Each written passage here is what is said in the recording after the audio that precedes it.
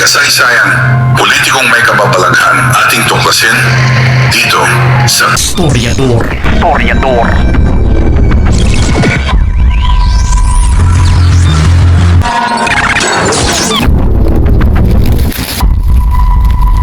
Mutugma dito sa ipinagtapat na ito ni Ronnie Estrada. Paririnig natin sa inyo.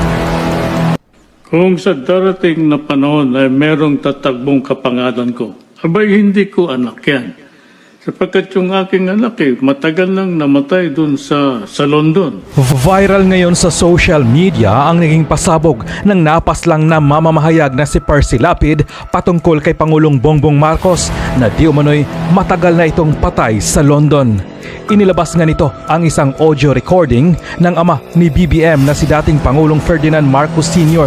na kung saan isiniwalat nitong matagal nang namayapa si BBM sa London. Kaibigan, hindi ba matagal ng kaibigan? Ang tatay niya kaibigan din ng tatay ko dahil yung tatay ko nagkasama sa radyo. Yung isang istasyon. Ang istasyon nila noon, DCRH. Pareho silang komentarista sa radyo. Ngayon, muli kami nagkausap, huli kaming nagkita nito ewan ko kung nung umuwi siya rito, matagal na rin panahon Kung nagkita kami, hindi ko na matandaan yun. Pero ang natatandaan kong nagkita kami ay sa dalawang beses, 1995 sa California. Yung pagbisita ni Ramos doon. Dalawang beses 95 at 97. Dalawang state visit ni Ramos pinalad tayong mapabilang sa media delegation ng pagbisita ron ni Tabaco, mga kaibigan. Doon kami nagkita niyan. Yung una nga ipinag-drive niya pa kami. Yung pangalawa naman sa San Diego, California. Noong araw na magkita kami, galing kami ng New York pagkatapos ay anong tawag dito? Paalis na nung gabing yun yung eroplano ni Ramos. At kami naman babalik pa ng ibang lugar sa California para bumisita sa ilang kamag-anakan. Nagpaiwang kami sandali, mga 1 linggo.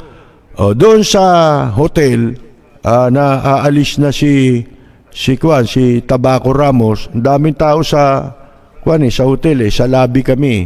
May mga kasama kaming mga matatandang journalist. Siya nga, kilala siya lahat dito ng mga journalist nung siya'y nandito pa sa Pilipinas. Lahat yan, sabihin ko sa inyo. Halos lahat ng mga veteranong newsmen, kilala siya Ngayon, kaibigan ko rin to, at kaibigan din siya ng tatay ko. Nung araw yan, dito sa Maynila, ang trabaho niya mag-perform. Bukod sa meron siyang trabaho sa isang opisina, ay mas kilala siya bilang performer. Alam nyo, ang trabaho niya yung mag-impersonate. Yan, mula sa tatay niya, katulad din ng tatay ko, siya nga nagsabi, yung tatay mo, tsaka yung tatay ko, mga ano yan mga talagang diehard supporter ni Marcos yan di ba? Taga Marcos, mga kaibigan.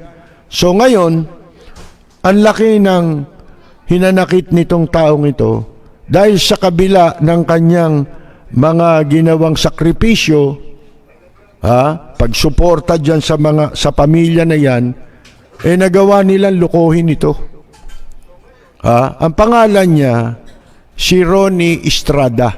Pag may kilala kayong matandang, yung kilala na mga newsmen, veterano, tanungin niyo si Ronnie Estrada kung hindi totoo, kung hindi nila kilala. Kilala nila yan. Katunayan, yung mga nagbabakasyon sa Amerika, yung iba dyan, tinatawagan pa siya. Di ba? Kumakanta rin yan Ang pangalan niya ay Ronnie Estrada. At hindi lang si Marcos ang presidente na nakakakilala sa kanya. Pakita mo nga yung lumang litrato. Ito'y kuha, 1979. Ayan siya, habang kinakamayan niya si Marcos. Ngayon, ito'y litrato, 1979. Yung nasa tabi niya, nasa gitna nila ni Marcos, tsuhin niya yan, mga kaibigan. Alam niyo ba kung bakit sila nandyan? Kung di ako nagkakamali, yan courtesy call nung taong nasa gitna nila. Mga kaibigan. Yung taong yun pala, yung kanyang tsuhin, ang pangalan niya ni Victor Bayaban, iyan pala ay sumagip kay Marcos. Nung si Marcos sundalo pa. Si Marcos pala, merong pangyayari na nalunod yan sa sinasakyan niyang bangka. May kasama siyang ang pangalan ni Rabal. Rabal. Di ko alam kung si General Rabal yun, mga kaibigan.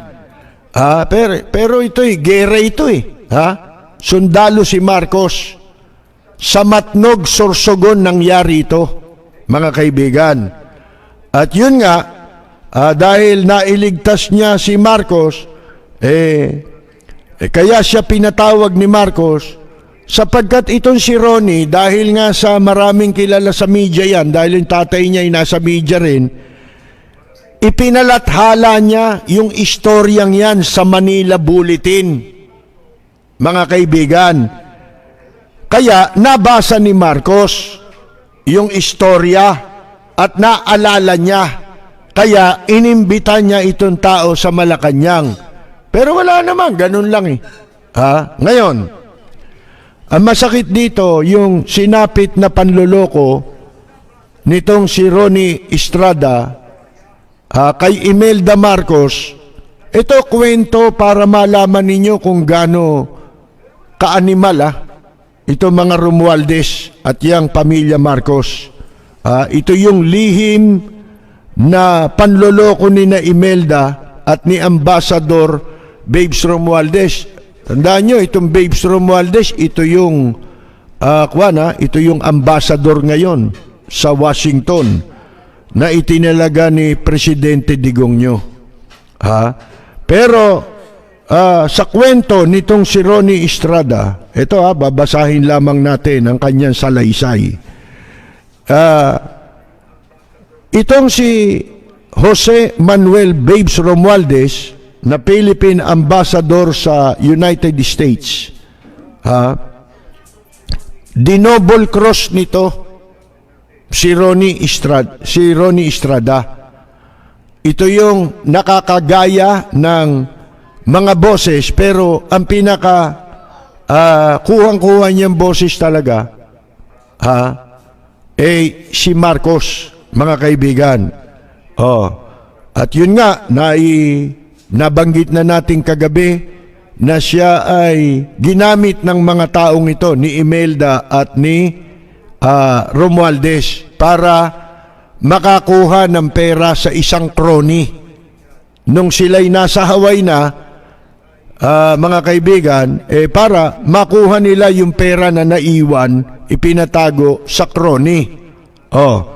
Nung si Marcos ay umalis sa Malacanang, nung EDSA Revolution 1986, si Marcos ay merong ipinatagong nalalabing bilyon-bilyong piso na salapi na naiwan bilang campaign funds ng KBL. Yan yung partido nila, di ba? Kidlat, Bando, Bagyo, Lindol. Yan, KBL. Sa isang crony. Sino ito? Si Manda Elizalde, may-ari ng DCRH. Na ang tinatayang naiwan dito na halaga ng pera ay 50 bilyong piso hanggang 100 bilyong piso. At nung si Marcos ay nasa Hawaii na, mga kaibigan, lahat ng kilosan, lahat ng kanilang kilos at yung kanilang mga aktibidad, sa loob ng kanilang tinitirahang mansyon, nakamonitor yun eh, hindi ba? Kaya nga nung araw, laging nakasilip doon ito si Buddy Gomez. Mga kaibigan, yung naging press secretary, di ba? Half brother nitong gustong magsip-sip kay Digong nyo na federalismo, yung si Bobby Brillante, ha? Tsaka yung si Daki wala na Paredes, di ba? Mga kaibigan. Ngayon, nung nasa Hawaii na nga, dahil nakamonitor sila sa FBI, di ba? May mga device na nakakabit lahat yung bahay nila, pati telepono. Lahat, pati communication lines, papunta sa kanilang mga crony, matutunton. Halimbawa, tatawag, pati yung mga crony, lahat, nakabag ang mga telepono niyan. Ngayon, kaya putol ang kanilang komunikasyon. Siyempre, yung mga crony matatakot, di ba? Kaya pinutol na nila yung pakikipag-ugnayan kay Marcos. Dahil si Marcos ay nagpaplano ng kudeta labang kay Presidente Cory Aquino, para patalsikin. At siya ay humihingi ng pera sa mga naiwan niyang crony dito. Ang naging problema ni Marcos ay dito kay Manda Elizalde, kung paano nila matatawagan si Manda Elizalde sa Maynila para utusan na i-transfer yung pera at maipamahagi sa mga loyalistang general dito sa Pilipinas. Ngayon, ito nangyari. Sa isang okasyon, dito na pumapasok yung si Ronnie Estrada na nakakagaya ng boses ni Marcos. Sa isang okasyon, maluhong okasyon sa Hawaii, birthday daw ito ni Marcos, kung hindi ito 1987, 1988. Isang pagtitipon ng mga loyalistang supporter mula sa iba't ibang estado ng Amerika ang dumalo doon para magbigay ng moral support kay Marcos, di ba? Ganon nakinabang sa kanya mga taong ito. Ngayon, dun sa entertainment portion, may programa Si Ronnie Estrada ay isa sa mga nag-perform. Sa harap ng mga bisita, nandun si Marcos. Alam niyo namang may sakit na si Marcos noon, di ba? Ngayon, dahil yun ng boses ni Marcos ang kanyang nagagaya. Nung siya ay mag-perform, abay, humanga ang lahat. Napahanga ni Ronnie Estrada ang lahat ng tao ron. At nagsigawan daw ng Marcos pa rin dahil nagsasalita siya, boses ni Marcos kaya pati si Marcos napahanga niya. Napasaya niya si Marcos, napabilib niya, at kinongratulate siya ni Marcos.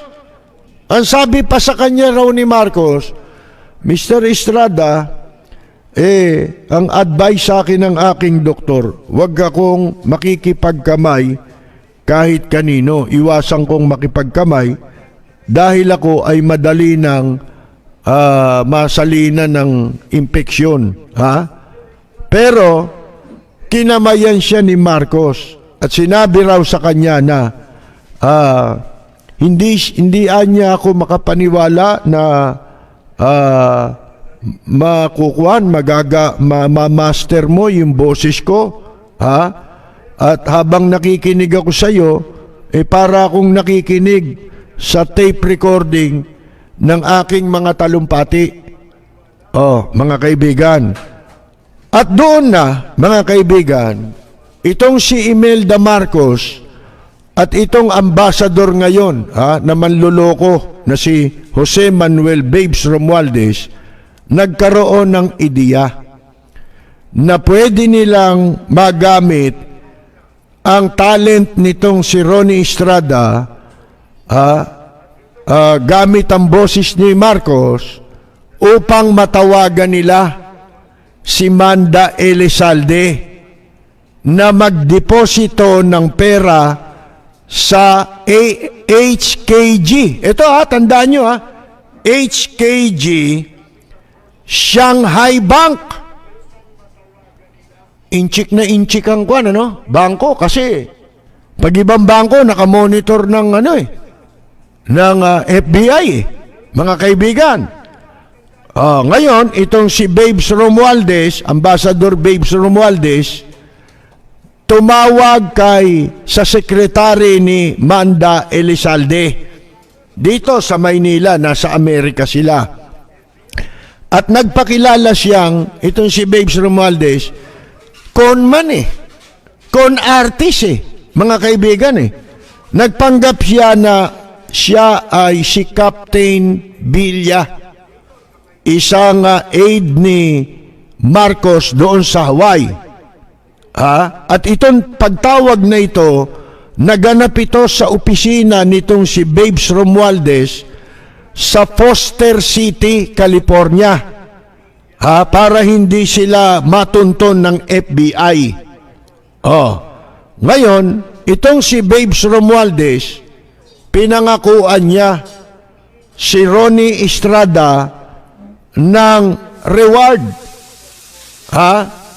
na bibigyan siya ng $15 million bilang talent fee, dahil doon sa kanyang boses na gagamitin para magpakilalang siya si Marcos dito kay Manda Elizalde.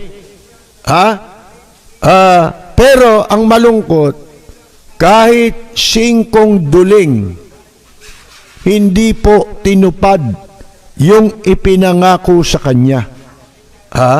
Dinouble cross siya, ginancho ni Imelda at ni Babes Romualdez, mga kaibigan.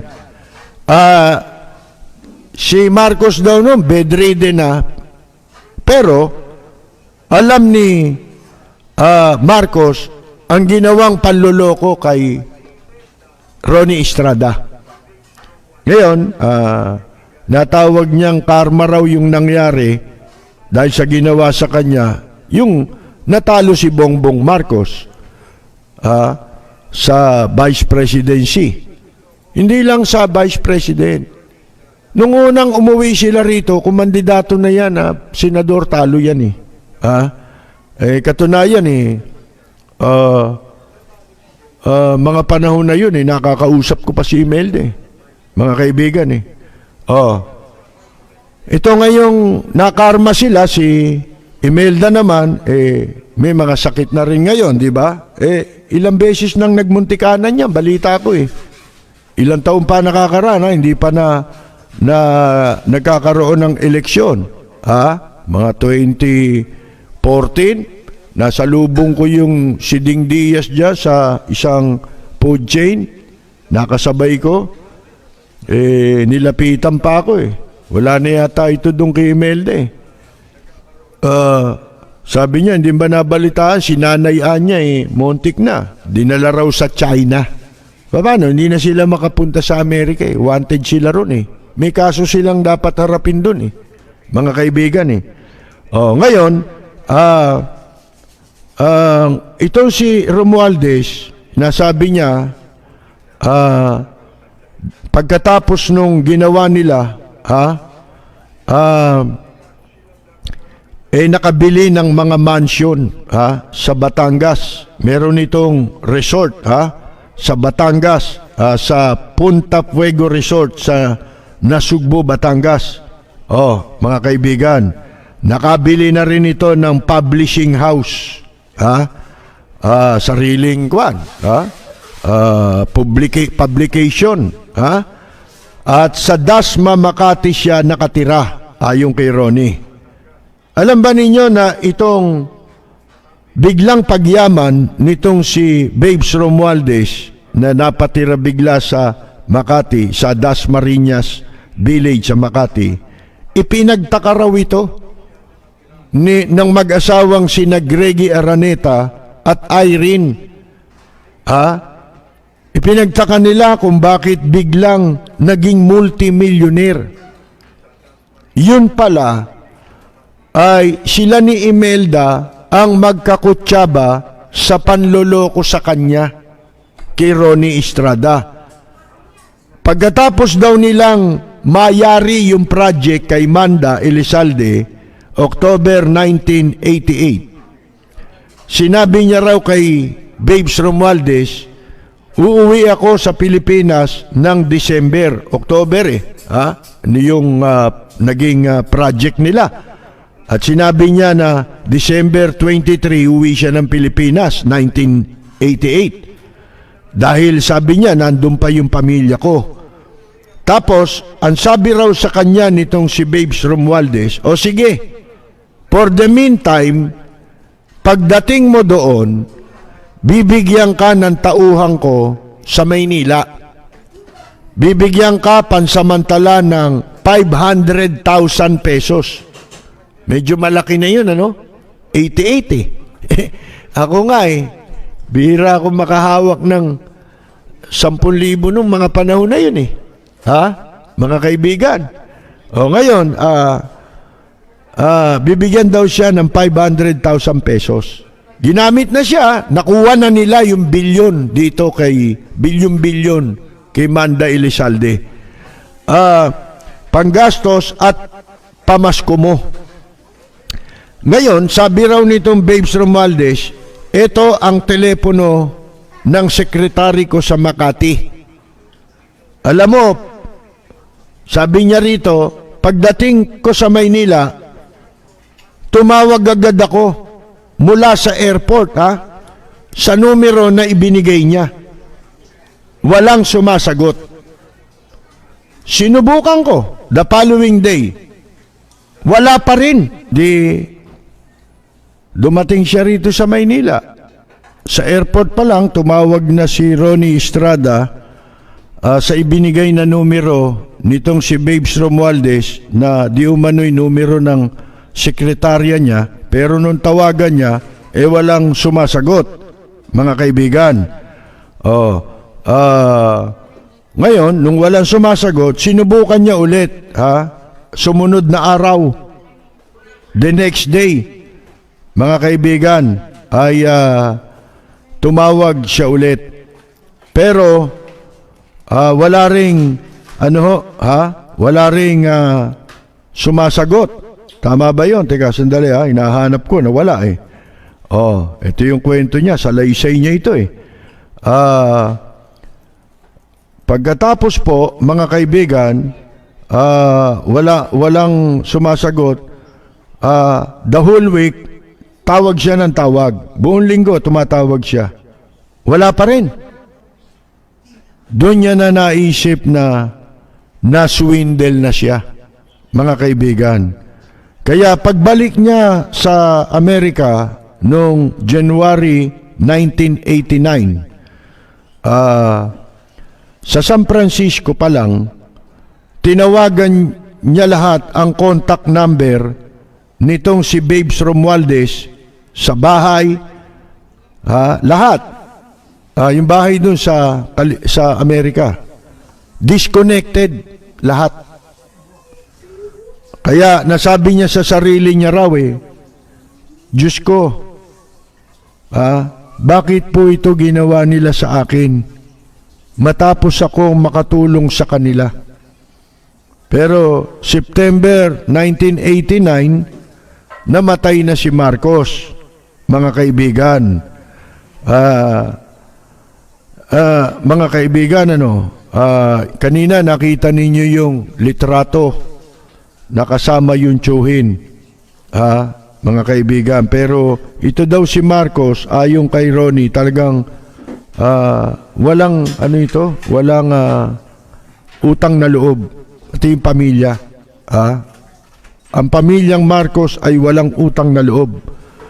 Natatandaan niya raw, sinabi ni Marcos sa kanilang courtesy call, doon sa kanyang tiyuhin, yung kaninang yan, yung nasa litrato, pakita mo ulit, nung sila'y nag-courtesy call 1979 naman yan. Ang sabi raw ni Marcos, kung hindi sa taong ito, wala sanang Ferdinand Marcos of the Philippines. Kasi nabasa nga ni Marcos kaya sila pinatawag, di ba? Nalathala sa dyaryo kung paano siya iniligtas. Ang tawag pala dito si Mang Bitoy. Noong World War II. World War II pala nangyari yun. Sa Matnog, Sorsogon. Ngayon, yung pong voice tape, meron palang naitabing voice tape ni usapan nila nitong si Babes Romualdez at Ronnie Estrada tungkol doon sa ginawa nilang mission na yun para makuha ang pera kay Manda Elizalde na naiwan ni Marcos na estimated mula 50 to 100 billion pesos. Sipin ninyo, napakaraming pera na yon. Kaya ako, di ba, naipagtapat ko sa inyo na nung una, nagbo-broadcast ako dahil doon kami sa DCME. Marcos. Hindi ko alam na ito palang grupo ng mga nagsasalita sa radyo, kaya ang dami nagsulputan nun eh. Parang ngayon, di ba, parang mga troll. Nung araw, nagsulputan niya mga yan, oh. Nakasabayan namin sa istasyon ng DCME. Itong mga loyalist na ito, meron pa silang ibang istasyong ginagamit. Yung pala, binabayaran yan. Ginagastusan yan nung mga pinagpadalan siguro ng pera dito. Sipin ninyo yan. Kaya isang araw, nakatanggap ako ng tawag doon kay Lito Gorospe. Ito, naging staff ni Bongbong Marcos ito, pero namatay na. Nung nasa Senado si Marcos, si Bongbong. Yung Lito Gorospe, kilalang broadcaster yun. At dati ay nag-ho-host yun nung before martial law ng programa sa telebisyon na entertainment show, yung Night Owl Dance Party. Pero nung panahon ni Marcos, nabigyan ng pwesto yan, mataas na pwesto kasi Ilocano eh. Si Utilio Gorospe, mga kaibigan. Kinontak ako niyan at nagkita kami sa isang lugar. Bingyan ako ng pera. Kung magkano yung amount na ibinabayad ko sa radyo, kasi nagbabayad ng programa ko yung tatay ko eh. Nagsisimula tayo, ilang taon pa lang tayo nun sa radyo. Ang tatay ko, imbes na siya magsalita, ako ang pinayagan na niyang magsalita sa radyo. So ngayon, binigyan ako ng pera para daw ipambayad ko dun sa radyo. Tinanggap ko naman. Nung lumaon-laon, nalaman ko na ang laki pala ng kinikita nila kapag ka ikaw ay napabilang sa listahan na binigyan ka ng tulong. Hindi ko na hindi na kami nagkaroon ng contact. At doon, binanatan ko na ang Marcos loyalist. Mga kaibigan. Kaya maraming nagalit sa akin noon eh. Katunayan, ay kwento ko sa inyo, di ba, sa isang forum na ginanap sa Manila Hilton, nagalit sa akin yung tatay ni Ralph Recto, si Rafi Recto. Kasi nagtanong ako na hindi pabor sa gusto nila. Ikinakaila nilang magnanakaw si Marcos.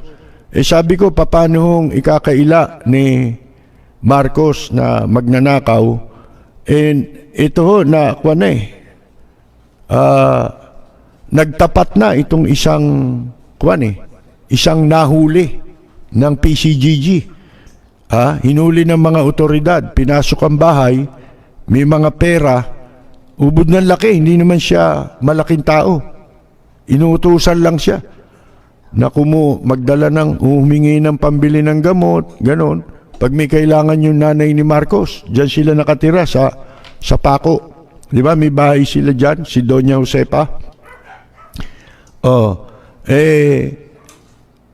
nahuli mga baril na matataas ang kalibre ng baril. Ito, isa pa sa ipagtatapat ko sa inyo. Nagkaroon ng pagbabanta sa akin. Yung mga yan. Alam niyo ang ginawa ko?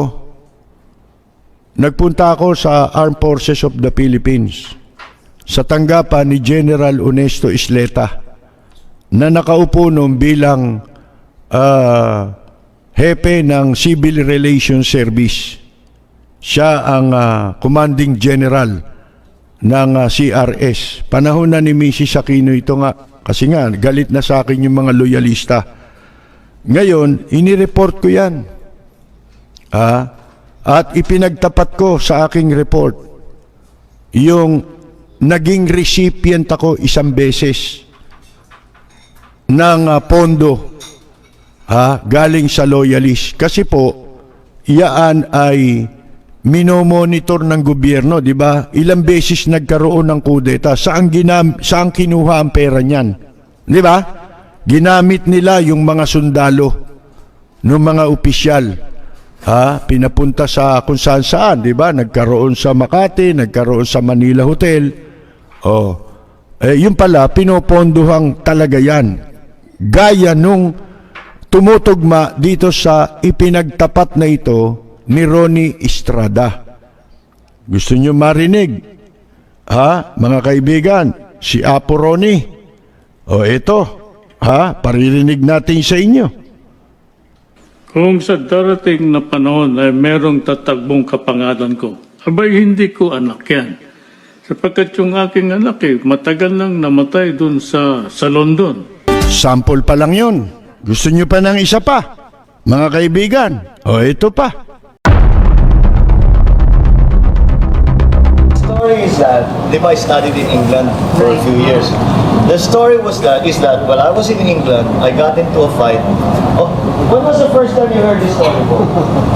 30 years, di ba? 30 years na to. Anyway, the story is that when I was in England, I went into a pub. And as happens in pubs, I got into a fight. In that fight, yung nakaway ko, sinaksak ako, patay ako. What? Was he tripping here? Was he high?